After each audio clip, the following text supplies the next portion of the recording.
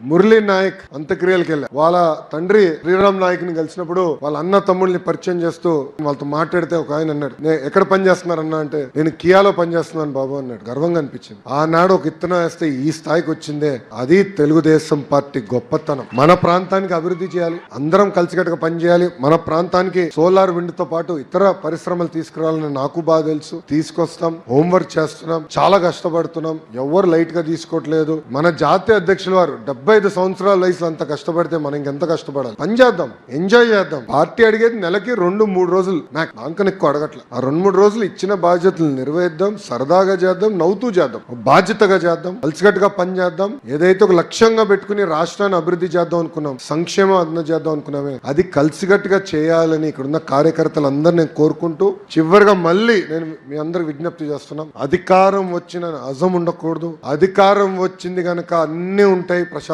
ఉండాలి అనుకోకూడదు. అధికారంలో ఉన్నప్పుడు కూడా ప్రతిపక్షంలో ఉన్నట్టే వ్యవహరించాలి, వదిలిపెట్టుకోవడం. ఒక చిన్న ఇష్యూ అయినా, ఒక చిన్న సమస్య అయినా సీరియస్ గా తీసుకుని మనం పరిష్కరించాలి. ప్రజలు ఇబ్బంది పడుతున్నారంటే 1 కాదు 10 సార్లు కాదు 100 సార్లు పార్టీకి తెలియజేయాలి, మాట్లాడాలి. అయ్యే వరకు వదిలిపెట్టుకోవడం. అది నిజమైన కార్యకర్త సేవ అని ఇక్కడున్న కార్యకర్తలందరూ తెలుపుకుంటూ